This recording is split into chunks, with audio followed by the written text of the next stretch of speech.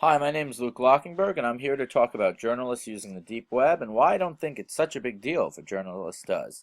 For those of you who don't know, the deep web is basically 90% of the internet that we cannot access. It has things like government records, sales of illegal weapons or drugs, illegal information being sent back and forth between people, a whole bunch of illegal stuff, basically.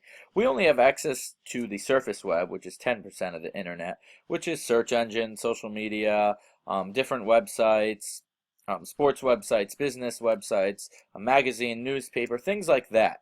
But the deep web is often used by journalists to bring up stories that I think the public needs to know about, or even just a story that maybe to get someone's company or newspaper or magazine, recognized. So your editor might come to you as a journalist and say, why don't you go on the deep web, dark web, look for a great story to really get us trending on social media, something like that. How would they do that? They would do that by using the Onion router, which basically blocks your IP address from being tracked from the FBI or any other government agency or police.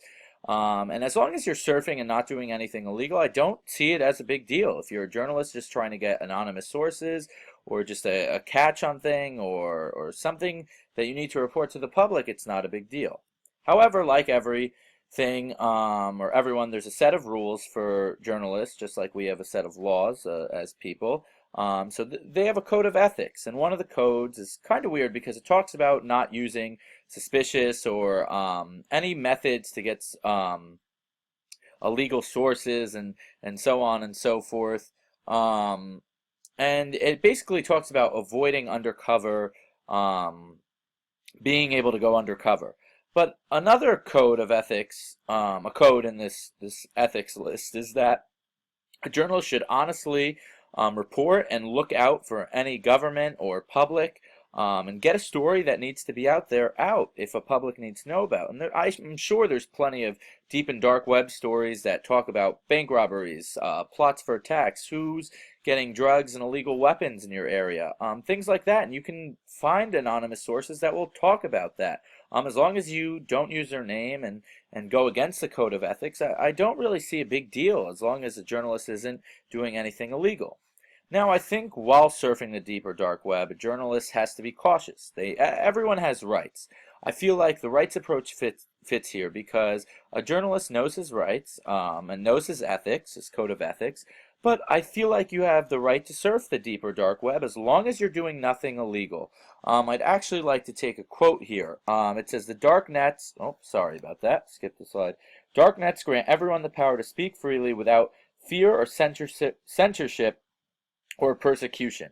So it gives people, whether you're bad, good, a journalist or not, or just surfing, it gives people the chance to communicate, and most of the time journalists will get a story out of this. And as long as they're not doing anything illegal like selling drugs or child pornography or trading illegal things, fake IDs, stuff like that, if they're just trying to get a story, I don't think it's a big deal. I think that if an editor or someone comes to you as a journalist and you're working under a magazine and you're asked to report on something on the deep or dark web, then you should. That's your job. And if you have to get a deep or dark story out there to the public, then you should. However, you should know the consequences in doing so. You don't want to put yourself or your family in danger if you're a journalist, and you don't want to put a public in danger or a newspaper or a magazine. And the utilitarian approach deals with the consequences, the common doing more good with less harm. So if you need to report a story out there that is going to be good for the public to know, and you use anonymous sources from the deep web, I think that's a good story. Or if you're just trying to get a new story to spice your newspaper or magazine up, you're not doing anything illegal, but you do know your consequences if you do, or you go against the code of ethics that journalists have, or a code of ethics that your newspaper or magazine have. You need to be cautious while reporting, and you need to know these two approaches, that you do have rights, but at the same time, you need to know your consequences.